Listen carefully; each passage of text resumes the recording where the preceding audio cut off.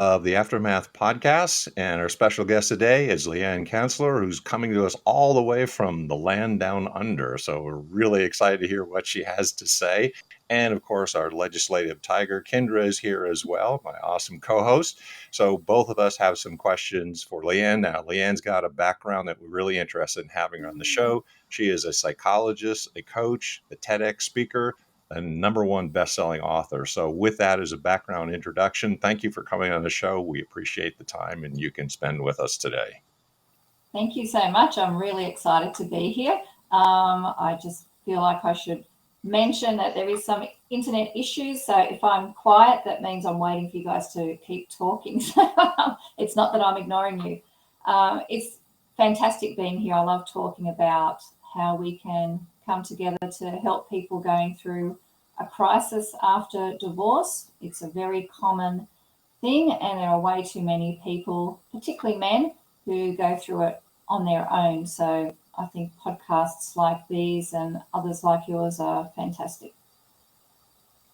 Well, thank you. And as Mick mentioned, we are in the U.S. Mick is in California. I am in Ohio. And our guest is actually in Australia. So when we say down under, we truly mean down under. So I think what's interesting with this, and you can chime in and please feel free to talk just about how difficult this is, but it's a worldwide problem.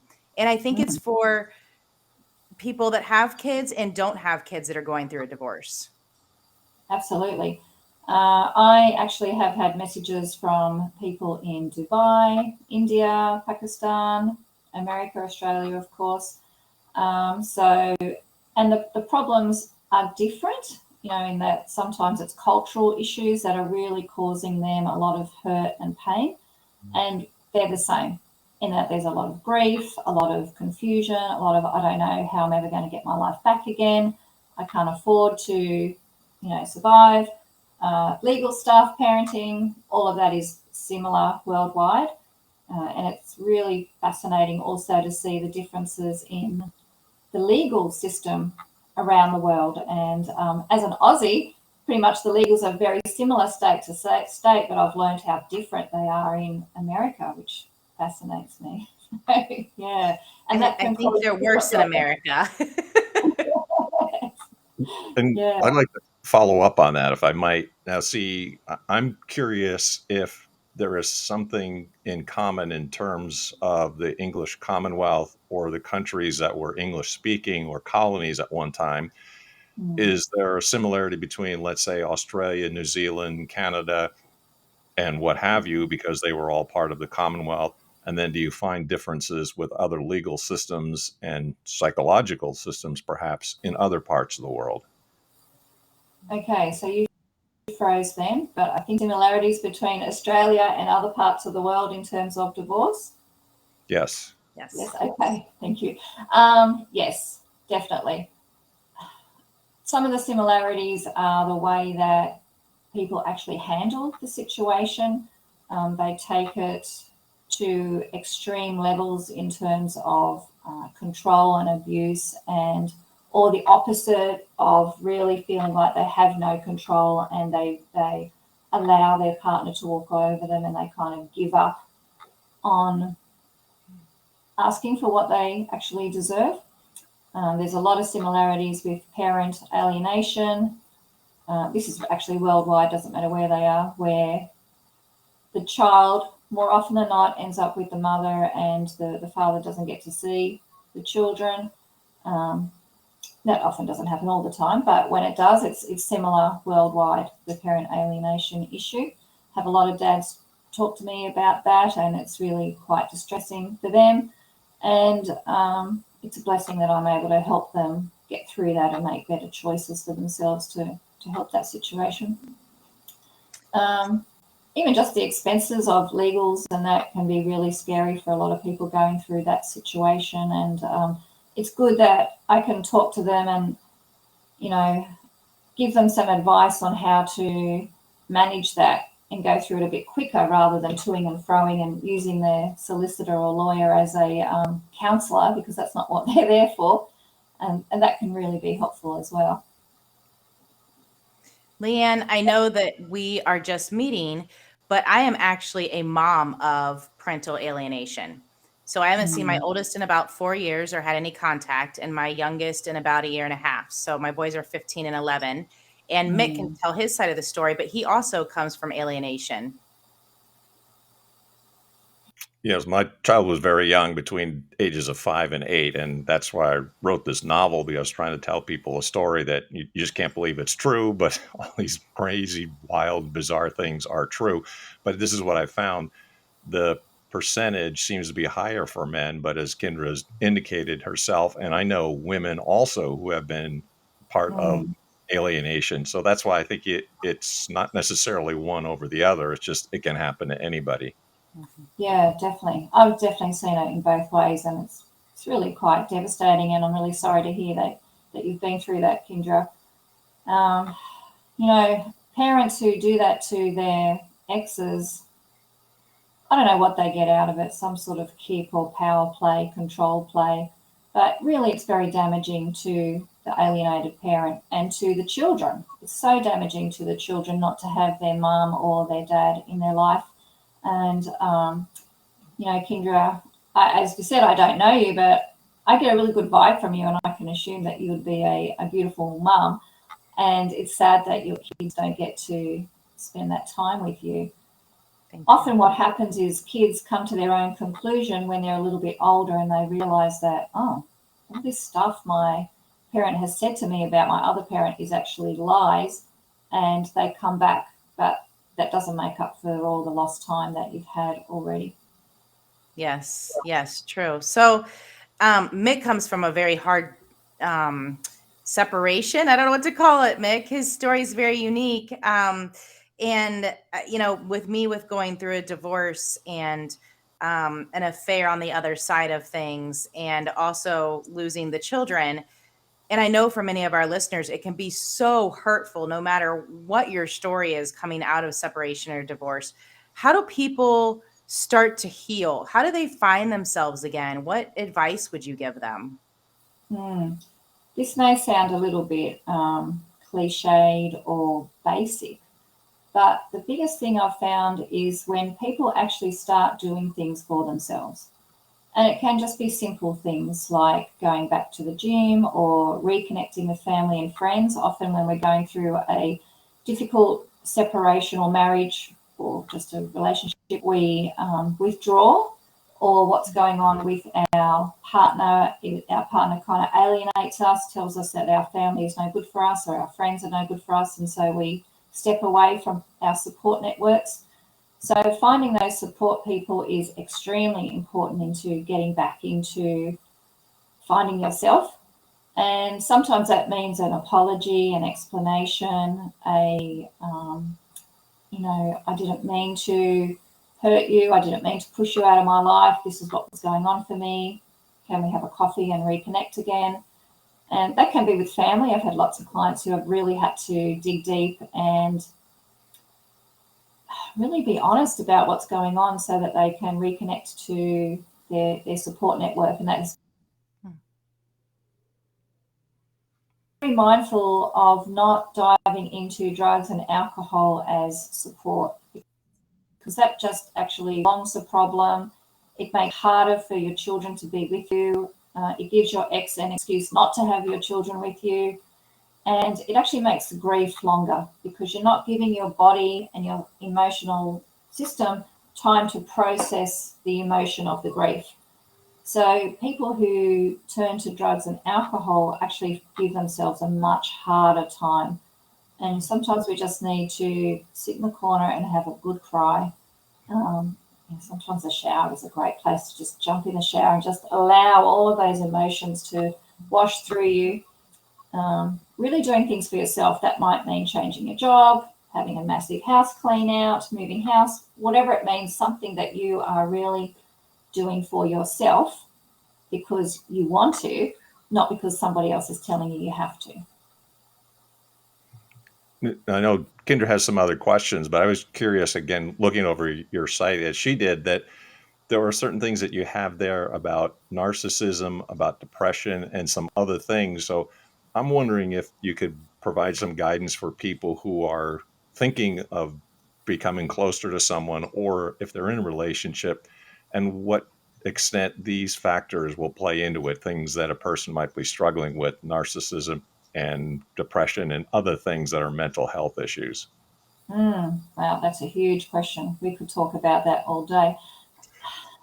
It's very hard when you start dating someone to detect if they're a narcissist, because narcissists they have this kind of sales process where they will be absolutely amazing and they will figure out what you want and they will absolutely give it to you.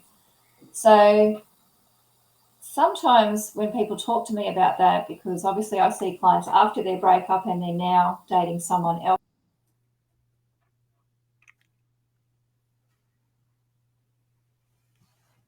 Be careful there. I want you to really be aware and trust your gut.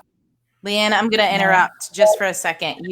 Your audio and video kind of froze. Can you say again what you were saying? Oh, yes, of course. Sorry. Yes. So you usually see people after they break up with them and starting to date somebody new. That's where you were at. Great. Thank you.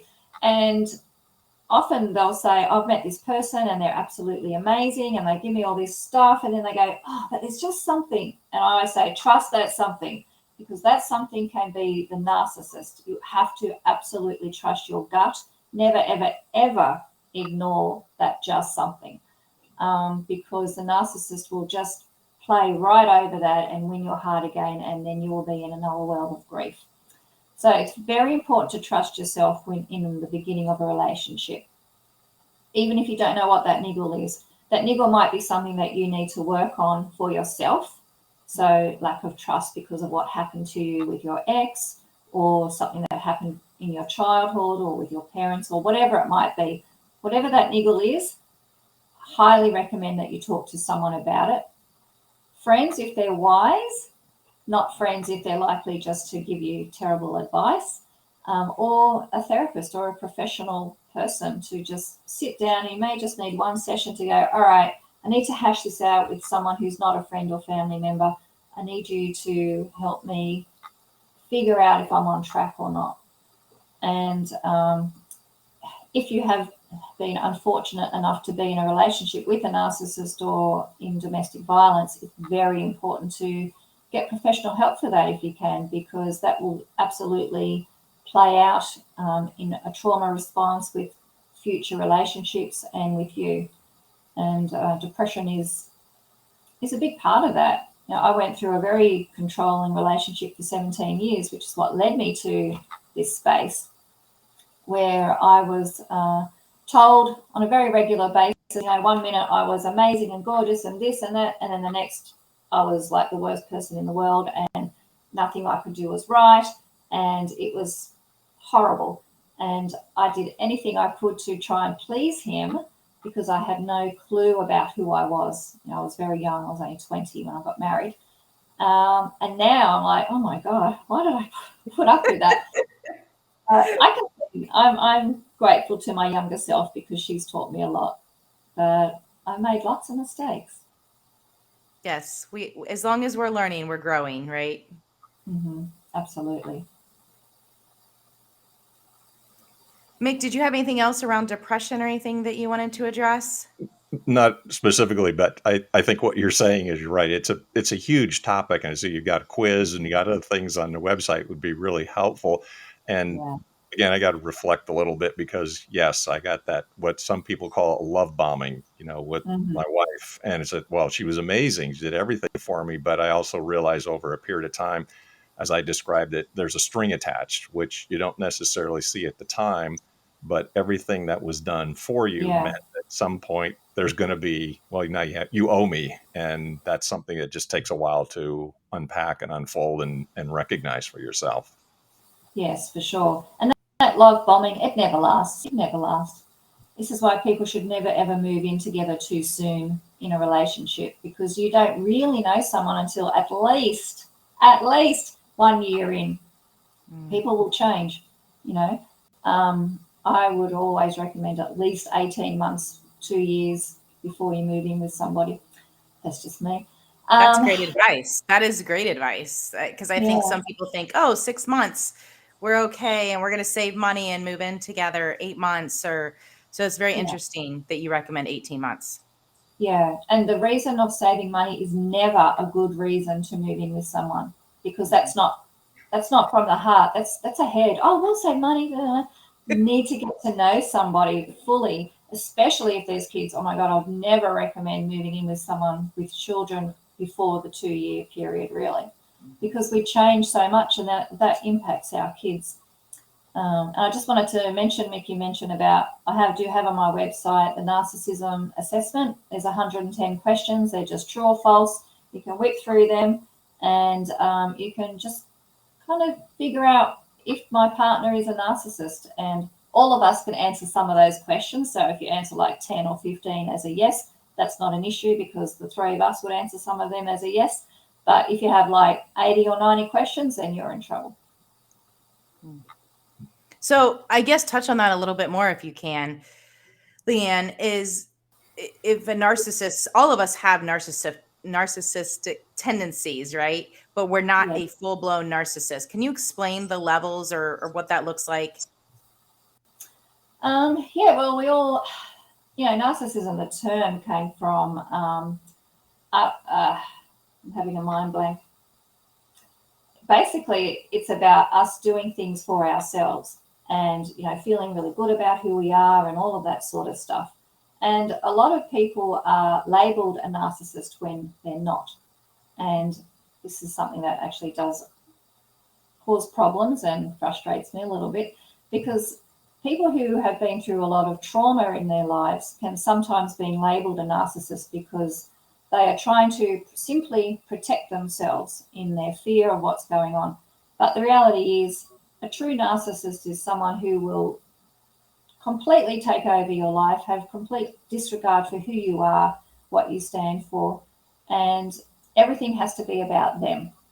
And they can get very nasty in that as well. And then there's other levels to that, the sociopath and psychopath and that sort of stuff as well. So people have to be careful on which label they give their ex-partner. On social media at the moment, there is a lot of talk about narcissism. And sometimes I look at things and I think, okay, maybe not. So we have to be careful at who we're listening to. Just because someone's been with a narcissist, so we have to be aware of asking the right people the right questions, because what also can happen is people can label their ex-partner a narcissist, which then somehow takes away from the fact that they've been in a domestic violence relationship. And it's easier for people to say, I was with a narcissist than I was in an abusive relationship. And I completely get that. I would not ever say that I was in an abusive relationship for a very long time. And even now, I don't like to say it. But really it was. And there is shame around that. How could I get myself into that situation and that sort of thing. But working through and understanding that it's not your fault, whether you somehow ended up with an abuser or a narcissist, it's not your fault. They're always good at covering that sort of thing up at the beginning, and understanding and loving yourself and giving yourself compassion for, wow, okay, I survived that and now I'm free of that, thank the Lord, and moving through it without shame. That's one of the ways that we survive that, and we thrive by taking away the blame, the personal blame for ourselves. Taking on more responsibility is a good way of looking at it. Like, okay, I can see, like, on a personal perspective, I can see now how I fell into that relationship, how I didn't love myself, how I didn't know. People are like that. They don't really know who they are or what they want in a relationship, and that's what can lead to problems later on. Wow, lots of great nuggets there. I was trying to take some quick notes. I think us Aussies can talk fast too, can't we? I love that you say you survived it, because I think sometimes what we experience, we don't include that it's such a trauma to us, right? And I think using the word survived makes it seem surreal. It really was trauma that we experienced. I mean, Mick went through some, horrible trauma with his daughter and wife at the time. And I just think taking a breath and saying we survived it is surreal. Yeah. Too many people have been through it, haven't they? Yes. Yes. Yeah. I went through suicidal periods as well. That's kind of what really led me to go, I can't be in this relationship. It's literally killing me. I'm fantasizing about driving into a truck. This is not helpful. Yeah. And no one knew. I didn't tell anyone. Yeah. I love that you've turned your mess into blessing others, though. I absolutely love that you transition that way. And I think that's healthy as well. Thank you. Yes. Yeah, I think it was all of that that led me to actually go back to psychology. I started my degree when I was 30.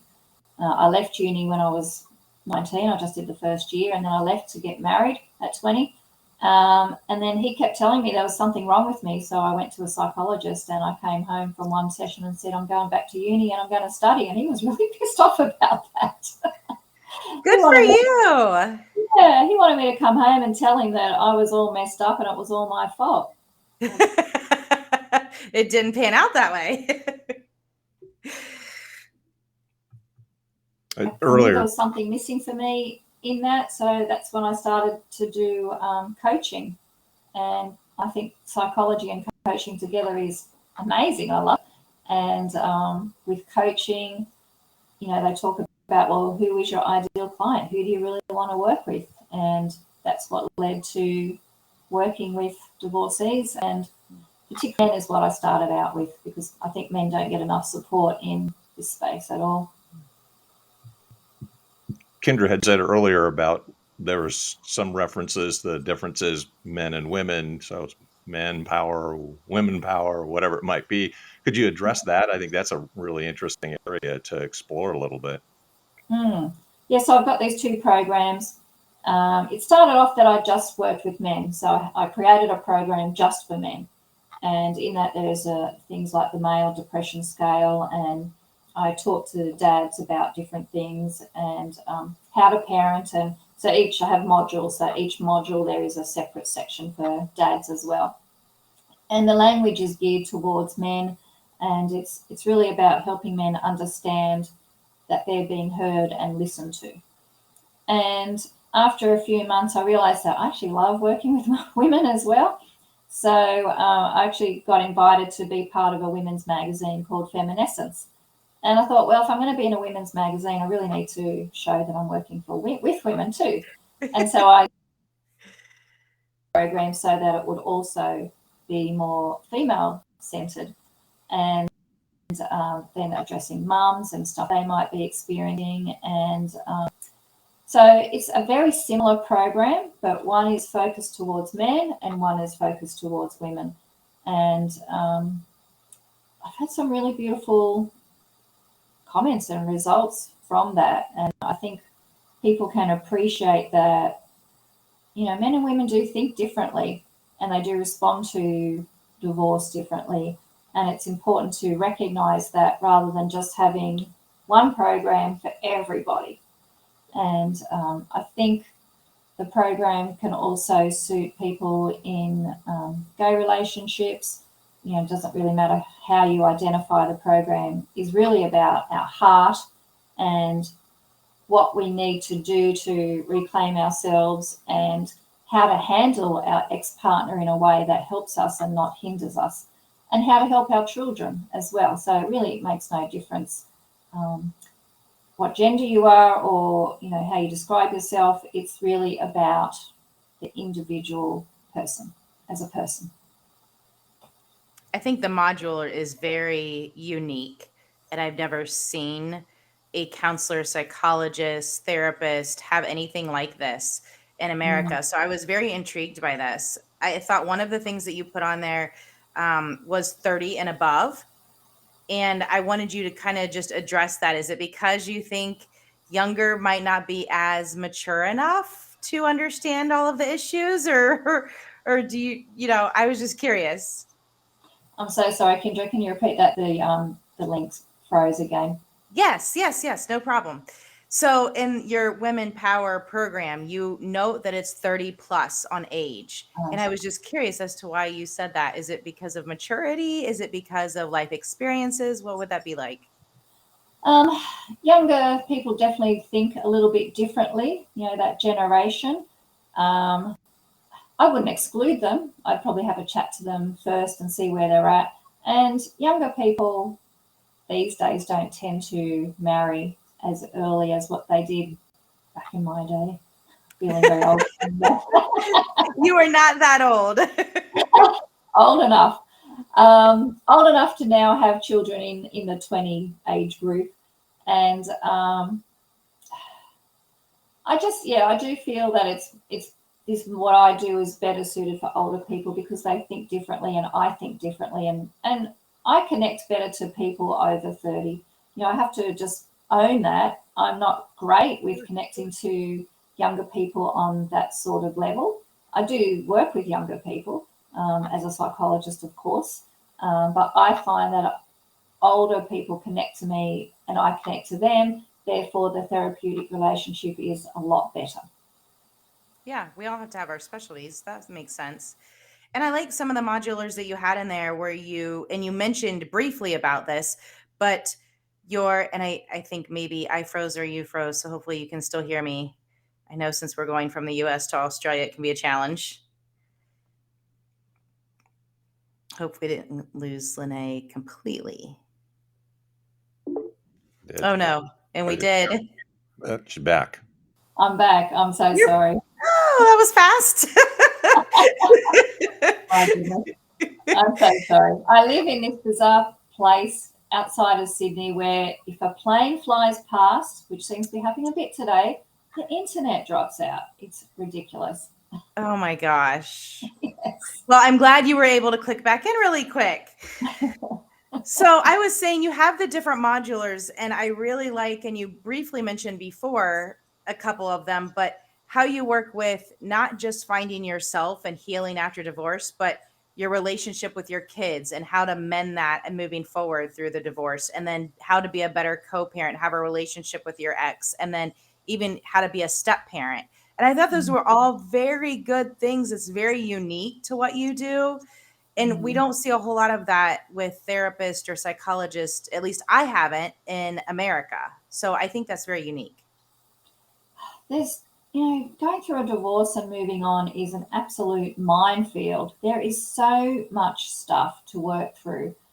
And I felt it was really, really important to address all of them, even if it's just a little bit here and a little bit there, to really help people think, okay, how am I going to navigate this in a way that is going to be beneficial for me and my children and even my ex? You used to love this person at some point. And I'm very, very passionate about children and their well-being. And I really actually at the beginning wanted to work with children, but I found I got very emotional about it. So I stopped doing that. And then working with parents through a divorce, because if parents are in a good headspace, they'll make far better decisions for themselves and for their kids. And for some reason, what's happened is a lot of parents put their children's needs right here and their own needs way down here. And what that can lead to is children feeling like they have no boundaries, they don't know where they stand, they're the boss in the relationship, I get everything I want, and mum and dad don't. And that is really not healthy for anybody in the family. So I do a lot of talking to my clients when I see them individually, and there's some in the program as well, but I do one-to-one work as well, where I really talk to them about that. Who's the boss in your family? Is it your child, who is a child? They should not be the parent, or is it you? And I help them work through that, and I help them navigate the emotions of their children and their stepchildren, and if they're separating and then they're not going to get to see their stepchildren again, there's a lot of grief around that. And I think it's really important that parents are acknowledged for all of these different nuances of a breakup. It's so intricate, what people go through. And, my heart goes out to them, which I guess is why I'm doing this work, because it's amazing to see someone come in feeling absolutely hopeless, get through this, and walk out with some sense of hope and, okay, I've got a plan. I'm going to put this into place. I know how to deal with my kids or my stepkids now. Let's see what happens. I'm like, yes, you can do it. And that's why I do this. Wonderful. So, do you work with anybody in the US? Have you? Yeah. Okay. Can you tell us about that and how people can reach out and contact you or get a hold of you? Well, I have the website, which is simply www.leannekanzler.com. They can send me an email to leanne@leannekanzler.com.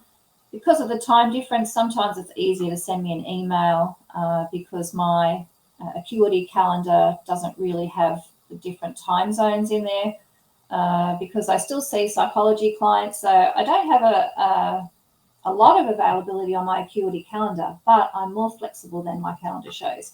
So it's a lot easier to just flick me an email and then I can go, right, what time zone are you in? Just like we did, and let's make this work. And that seems to work quite well, actually. So I love working with people from around the world. It just really is a massive eye-opener, and I get to learn a lot. I learn so much from each of my clients. I am never, ever not going to learn. And that's why this job is so empowering because, we all get to.